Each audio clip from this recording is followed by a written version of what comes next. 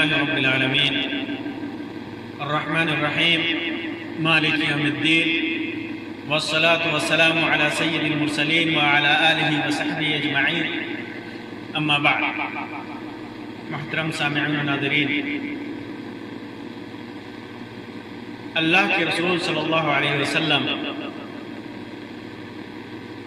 ہر ان چیزوں کا حکم دیا کرتے تھے اللہ کے حکم سے جو انسان کے لیے دین اور دنیا دونوں میں خیر اور بھلائی کا سبب ہو، دنیا میں بھی اس کے لیے نفع بخش ہو، آخرت میں بھی اس کے لیے نجات کا ذریعہ بنے۔ چھوٹے بڑے سارے اعمال، سارے افعال، ساری صفات جن سے انسان دنیا میں بھی سرخرو ہو اور آخرت میں بھی کامیاب ہو، اور ہر ان چیزوں سے اور ہر طرح کی صفات سے، ہر طرح کے اخلاق، عادات اور اطوار سے منع فرماتے جو انسان کے لیے دنیا میں بھی نقصان دہ ہو اور آخرت میں بھی اس کے لیے خسارہ اور گھاٹا کا سبب بنے۔ وہ چیزیں چھوٹی ہوں، بڑی ہوں، چھوٹا عمل ہو، بڑا عمل ہو، کچھ بھی ہو۔ اسی سلسلے میں آپ کے سامنے ایک روایت کا مفہوم رکھنا چاہتا ہوں، جسے امام بخاری اور امام مسلم نے مختلف جگہوں پہ روایت کیا ہے اپنی صحیح کے اندر۔ وہ روایت مغیرہ ابن شعبہ رضی اللہ تعالی عنہ کی ہے۔ اس روایت میں آتا ہے کہ مغیرہ ابن شعبہ کو امیر معاویہ رضی اللہ تعالی عنہ نے لکھا کہ آپ کوئی حدیث ایسی لکھ کر کے بھیجیے جو آپ نے رسول اکرم صلی اللہ علیہ وسلم سے سماعت کیا، سنا۔ یہ صحابہ کرام حدیث سننے کے بڑے خوگر تھے، ایک دوسرے صحابی سے پوچھتے رہتے تھے، لکھتے رہتے تھے کہ ہمیں کوئی روایت بتائیں، کوئی حدیث بتائیں، کوئی سنت بتائیں، قرآن کریم کی کوئی آیت سنائیں۔ معاویہ رضی اللہ تعالیٰ عنہ جیسے جلیل القدر صحابی نے مغیرہ ابن شعبہ رضی اللہ تعالیٰ عنہ کو لکھا، انہوں نے لکھا کہ میں نے اللہ کے رسول صلی اللہ علیہ وسلم سے فرماتے ہوئے سنا ان اللہ کرہ لکم ثلاث، کہ اللہ تبارک و تعالی نے تمہارے لیے 3 باتیں ناپسند کی، یعنی اللہ تبارک و تعالی 3 باتیں ناپسند فرماتا ہے کہ تم سے سرزد ہو، اور وہ 3 باتیں کیا ہیں؟ قیل وقال، قیل و قال کرنا، وَإِذَاعَةَ الْمَالِ، دولت کو ضائع کرنا، وَكَثْرَةَ السُّؤَالِ، اور بہت زیادہ سوال کرنا۔ اور دوسری روایت میں ہے ان اللہ حرم علیکم عقوق الامہات، اللہ تبارک و تعالیٰ نے تمہارے اوپر ماؤں کی نافرمانی کرنا حرام قرار دیا ہے۔ ووعد البنات، اور بیٹیوں کو زندہ زمین میں گاڑنا، زندہ درگور کرنا۔ ومنع وہات، ومنع وہات، جس کا دینا ہے اسے نہ دینا، اور جس کا مانگنا، جس سے نہیں مانگنا چاہیے اس سے مانگنا، اور وَكَرِهَ لَكُمْ، اور تمہارے لیے ناپسند فرمایا قیل وقال، قیل وقال، قیل وقال، وکثرت السؤال، زیادہ سے زیادہ سوال کرنا، مانگنا، واضاعت المال، اور دولت کو ضائع کرنا۔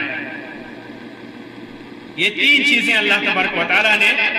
ان سے منع فرمایا، انہیں ناپسند کیا، اور تین چیزیں جو ذکر کی انہیں حرام کیا، قطعی حرام قرار دیا۔ ماں کی نافرمانی، ماں باپ کی نافرمانی، یہ ان بڑے گناہوں میں سے ایک ہے جنہیں اللہ تبارک و تعالیٰ نے اپنے ساتھ شرک کے ساتھ ذکر کیا، شرک کے ساتھ ذکر کیا ہے اور حکم دیا، اور اپنی عبادت کے ساتھ اس کا حکم دیا ہے کہ ماں باپ کی فرما برداری کریں۔ وَقَضَى رَبُّكَ أَلَّا تَعْبُدُوا إِلَّا إِيَّاهُ وَبِالْوَالِدَيْنِ إِحْسَانًا، اللہ کا یہ فیصلہ ہے، اللہ کا یہ حکم ہے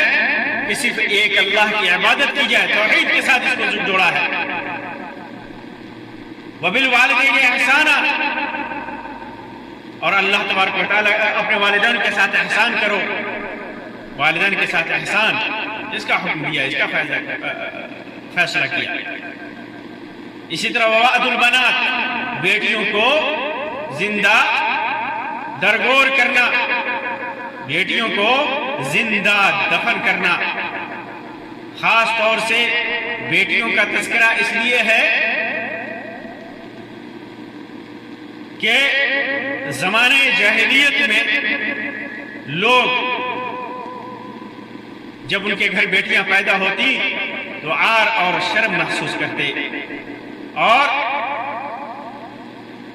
جا کر کے انہیں زندہ قبر کھود کر کے اس میں ڈال دیتے۔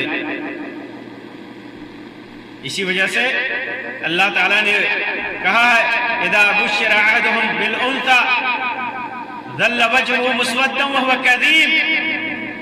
کہ جب بیٹیوں کی خبر دی جاتی تھی، یہ خوشخبری دی جاتی تھی کہ تمہارے گھر میں بیٹیاں ہوئی ہیں، اس کا چہرہ سیاہ پڑ جاتا، شرم سے وہ چھپنے لگتا کہ وہ اسے زندہ رکھے ہم یدسہ فی التراب، یا اسے زمین میں گاڑ دے۔ اسی وجہ سے یہ بڑے گناہوں میں سے ہے۔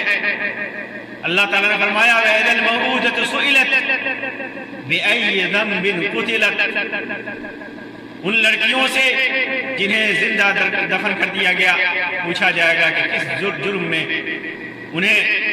قتل کیا گیا ہے، انہیں زمین کے اندر گاڑا گیا ہے۔ یوں تو کسی بھی اولاد کو قتل کرنا حرام ہے۔ آدمی فقر کا، غربت کا بہانہ کر کے کسی بھی اولاد کو قتل کرے، کسی بھی اولاد کو مارے، چاہے بیٹا ہو یا بیٹی ہو، حرام ہے۔ اس ڈر سے کہ وہ کھائے، قطعاً حرام ہے۔ اس ڈر سے کہ اسے پر خرچہ کرنا پڑے گا، اسے قتل کرے، قطعاً حرام ہے۔ لیکن بیٹیوں کا تذکرہ خاص طور سے اس لیے کیا گیا کہ زمانے جاہلیت میں ایسا ہوتا تھا، اور جاہلیت کا دور اب بھی لوٹ کر آ چکا ہے۔ آج ٹیکنالوجی کا زمانہ ہے، لوگ ولادت سے پہلے ہی جب وہ بیٹیاں ماں کے پیٹ میں ہوتی ہیں معلوم کر لیا جاتا ہے، اور پھر اسے آپریشن کے ذریعے، انجیکشن کے ذریعے یا کسی اور ذریعے سے انہیں قتل کر دیا جاتا ہے، انہیں مار دیا جاتا ہے، یہ سوچ کر کہ ان کا خرچہ کہاں سے آئے گا، یہ سوچ کر کہ پیدا ہوں گی بیٹیاں تو معاشرے میں شرمندگی کا سامنا کرنا پڑے گا۔ وہی دور لوٹ کر آ چکا ہے جو جاہلیت کا دور تھا۔ یہ اللہ تبارک و تعالیٰ نے حرام قرار دیا۔ وَمَنَعُوا وَهَاتِ، یعنی انسان جو اس کے اوپر خرچ کرنا واجب ہے، ضروری ہے، وہ خرچ نہیں کرتا، روک لیتا ہے، اس کو منع کرتا ہے۔ مثال کے طور پر زکوٰۃ ہے، صدقات ہے، بیوی بچوں پر خرچ کرنا ہے، ماں باپ پر خرچ کرنا کرنا ہے، خود کے اوپر خرچ کرنا ہے، اللہ کے دین کے لیے خرچ کرنا ہے، جہاں خرچ کرنا ہے وہاں خرچ نہیں کرتا، روک لیتا ہے، یہ بھی اللہ تبارک و تعالیٰ کے ہاں حرام ہے۔ ومنع وہات اور جو اس کے اوپر جو اس کا حق نہیں ہے وہ حق لوگوں سے مانگتا ہے، جس کے اندر اس کا حق نہیں ہے، جس مال کے اندر، جس پیسے کے اندر، جس دولت کے اندر اس کا حق نہیں بنتا، وہ لوگوں سے مانگتا رہتا ہے، وہ لوگوں سے چھینتا رہتا ہے، یہ بھی اللہ تبارک و تعالیٰ کے حرام ہے۔ اور کرہ لکم ثلاث، جو اصل موضوع ہے، کرہ لکم ثلاث، تین چیزیں ناپسند کیا، کیا؟ قیل وقال، قیل و قال کو ناپسند کیا، یعنی جس بات کے اندر کوئی فائدہ نہیں، جس بات میں کوئی فائدہ نہیں، وہ باتیں خوب کریں، کوئی فائدہ نہیں، نہ دینی نہ دنیا میں کوئی فائدہ نہیں۔ آدمی جیسے ہماری زبان میں بک بک کہا جاتا ہے، آدمی بکواس کرے، بک بک کرے، اس بات سے کوئی فائدہ نہیں، بغیر ثبوت کے، بغیر یقین کے کسی بھی بات کو ایک دوسرے تک نقل کرنا، ایک دوسرے کو پہنچانا، ادھر ادھر کی باتیں کرنا، واہیات باتیں کرنا۔ اسی وجہ سے حدیث میں ہے کفا بالمرء اثما ان يحدث بكل ما سمع، آدمی کے جھوٹا ہونے کے لیے یہی کافی ہے کہ وہ ہر وہ بات لوگوں میں بیان کرے جسے وہ سن رکھا ہو، وہ بات یقینی نہ ہو، صرف سن رکھا ہو گمان کی بنیاد پر، تو انسان لا یعنی باتیں کرے، بک بک کرے، یہ اللہ تبارک و تعالیٰ کو یہاں مکروہ ہے، ناپسند ہے۔ اسی طرح دوسری چیز کثرت السؤال، کثرت السؤال، بہت زیادہ سوال کرنا، بہت زیادہ سوال کرنا۔ اس کے کئی معنی علماء نے بیان کیے ہیں۔ پہلا معنی تو یہ ہے کہ آدمی کو ضرورت نہیں ہے، ضرورت نہیں اور بھیک مانگے، لوگوں سے دستے سوال دراز کرے، لوگوں سے خوب مانگے، ضرورت نہیں ہے انسان کے پاس، پھر بھی وہ لوگوں سے مانگ رہا ہے، بھیک مانگ رہا ہے، لوگوں سے مدد طلب کر رہا ہے، جب اس کو ضرورت نہیں ہے۔ انسان کے پاس ضرورت ہے، وہ طلب کرے، کوئی حرج نہیں، لیکن ضرورت نہیں ہے، اس کے پاس ہے، پیسے ہیں، لیکن پھر بھی وہ لوگوں سے مانگ رہا ہے، گھر گھر گھوم کر کے، لوگوں کو ٹیلی فون کر کے، لوگوں کے پاس جا کر کے لوگوں سے خوب سوال کر رہا ہے۔ اور ایک معنی اس کا علماء نے بیان کیا کہ علماء سے ایسے مسائل پوچھنا جو مسلمانوں کے لیے نفع بخش نہیں ہے، ضرورت نہیں ہے ان مسائل کو چھیڑنے کی، مسائل کو چھیڑنے کی ضرورت نہیں ہے، بلا وجہ کے فالتو کے علماء سے سوال کرنا اور لوگوں کو جھگڑے میں مبتلا کرنا، لوگوں کو شرمندہ کرنا، لوگوں کے درمیان نفرت اور عداوت پیدا کرنا مقصد ہو، ایسے مسائل جن کا وقوع نادر ہو، وہ مسائل پیدا ہی نہیں ہوتے، اور ان مسائل کا ذکر آدمی کرتا ہے۔ آج کے دور میں ان مسائل پر سوال کرتا ہے جس کا کوئی فائدہ نہیں ہے۔ ویسے آج کل کے سوال میں آج دنیا میں دیکھ لیں، اب ایک آدمی آ کر کے سوال کرے کہ اللہ کے رسول صلی اللہ علیہ وسلم کا پیشاب و پاخانہ پاک تھا یا نہ پاک، اس سے کیا فائدہ ہوگا؟ دین کا کون سا مسئلہ ثابت ہوتا ہے؟ دین کا کون سا حکم اس سے ثابت ہوتا ہے؟ بس فتنہ اور فساد پیدا کرنے کے لیے، عقیدے کو خراب کرنے کے لیے اس قسم کے سوالات کیے جاتے ہیں، اس قسم کے سوالات کیے جاتے ہیں۔ اور بھی بہت سارے سوالات ہیں جن کا وقوع محال ہے، جو واقع نہیں ہوتا، یا اسی طرح لوگوں کی باتیں پیچھے پڑ کر کے سوال کرنا، یہ کیسا ہے، وہ کیسا ہے، وہ کیسا کرتا ہے، اس کے اخلاق کیسے ہیں، بلا کسی وجہ سے اس سے کوئی فائدہ نہیں، نہ دینی فائدہ نہ دنیاوی فائدہ۔ لوگوں کے حالات معلوم کرنا، لوگوں کے عیب کے پیچھے پڑنا، یہ ساری چیزیں اس میں داخل ہیں۔ یہ کثرت سوال، یہ دونوں معنی اس کے اندر ہے، یا تو بلا فائدہ کے علماء سے سوال کرنا، بلا کسی وجہ کے علماء سے سوال کرنا، یا لوگوں سے زیادہ دولت مانگنا، مال مانگنا اور پیسے مانگنا جس کی ضرورت نہیں ہے۔ یہاں پر اس بات کی وضاحت کر دوں کہ طالب علم کے لیے کثرت سوال تاکہ علم میں اضافہ ہو، ایک طالب کے لیے عالم اپنے استاد سے یا لوگوں عوام کے لیے علماء سے ایسے مسائل پوچھنا کہ علم میں اضافہ ہو اور عمل میں آسانی ہو، کوئی معاملہ اس کے ساتھ پیش آ گیا، یہ اس میں داخل نہیں ہے، یہ مستحب ہے، بلکہ انسان کے اوپر واجب ہے کہ اس قسم کا سوال کرے جس سے اس کو دین میں اس کا علم ہو، دین کے احکام کا اس کو علم ہو،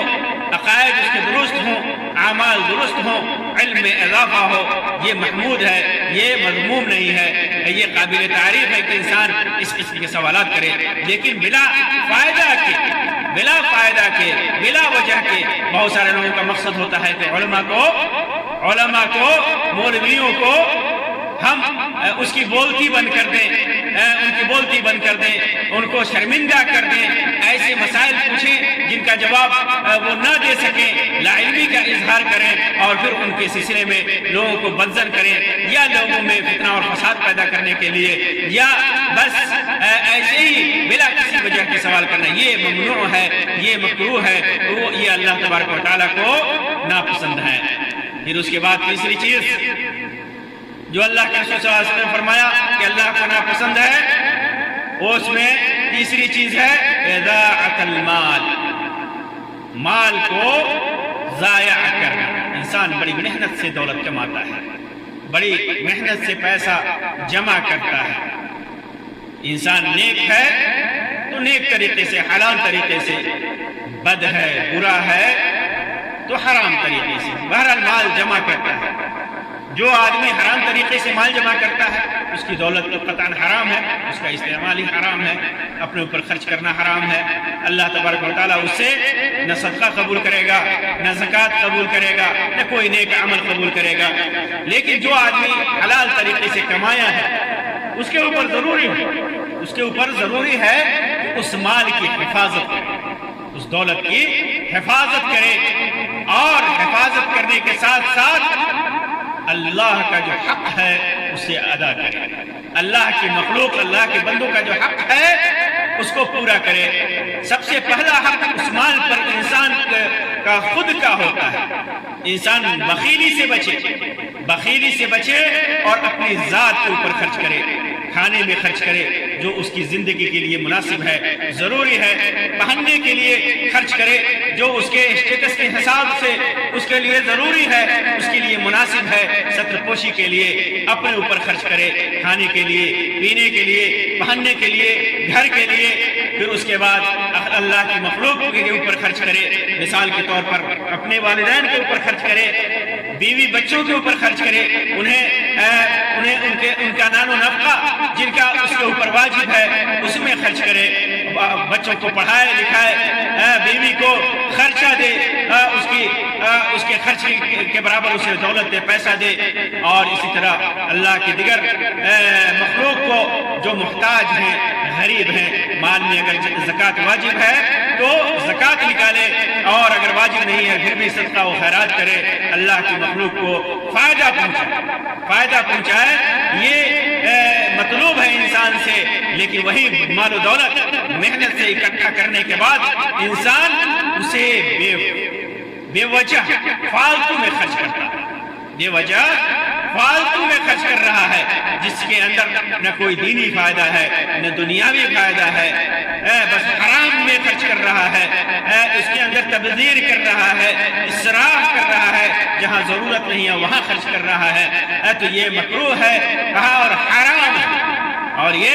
حرام ہے۔ آپ دیکھیں گے کہ غلط کاموں کے لیے لوگ اپنے سر کو اونچا کرنے کے لیے غلط کاموں کا اعلان کیا جاتا ہے تو وہاں پر آدمی دل کھول کر خرچ کرنے لگتا ہے، دل کھول کر خرچ کرنا لگتا ہے، اور اللہ کے راستے میں اسے دولت طلب کی جاتی ہے تو اس میں ایک پیسہ بھی نکالنے میں حرج محسوس کرتا ہے، تنگی محسوس کرتا ہے۔ تو دولت کو ضائع کرنا یہ اللہ تبارک و تعالیٰ کو ناپسند ہے۔ تو یہ حدیث اسلام کے عظیم آداب میں سے، اسلام کے بڑے اور عظیم آداب میں سے ہے۔ اگر کوئی انسان، کوئی مسلم اس کی حفاظت کرتا ہے، اپنے عمر کی حفاظت کرتا ہے، اپنے مال کی حفاظت کرتا ہے، محنت کی حفاظت کرتا ہے، اور لوگوں کے شر سے اسے بچاتا ہے، تفریط اور اسراف، فضول خرچی اور نقصان ضائع کرنے سے اسے بچاتا ہے، تو یہ ایک بڑے آداب میں سے، اسلام کے بڑے آداب میں سے ہے۔ ان آداب کی تعلیم اللہ کے رسول صلی اللہ علیہ وسلم نے ان حدیثوں کے علاوہ مختلف مقامات پر کہیں اکٹھا اور کہیں الگ الگ اس ادب کو یا ان آداب کو اللہ تبارک و تعالیٰ نے اللہ کے رسول صلی اللہ علیہ وسلم نے بیان کیا ہے، اور اللہ تبارک و تعالیٰ نے قرآن مجید کے اندر جگہ بجگہ انسان کو اپنے نفس کی اور مال و دولت کی حفاظت کا حکم دیا ہے۔ تو یہ ان آداب کا ہمیں خیال رکھنا چاہیے، اپنی زندگی میں نہ قیل و قال کرنی چاہیے اور نہ زیادہ مانگنا چاہیے، کثرت سوال سے بچنا چاہیے، اور مال و دولت کی حفاظت کرنی چاہیے، اسے ضائع کرنے سے، ناحق خرچ کرنے سے بچنا چاہیے۔ اللہ تبارک و تعالیٰ سے دعا ہے کہ اللہ تبارک و تعالیٰ تمام مسلمانوں کو آداب اور احکام اسلامیہ کی صحیح طور سے پیروی کرنے کی توفیق عطا فرمائے۔ اللہ تبارک و تعالیٰ ہمارے نیک اعمال کو قبول فرمائے اور برائیوں سے بچائے۔ آمین یا رب العالمین۔ وآخر دعوانا الحمدللہ رب العالمین، وصلی اللہ علی خیر خلقہ وسلم، والسلام علیکم ورحمۃ اللہ وبرکاتہ۔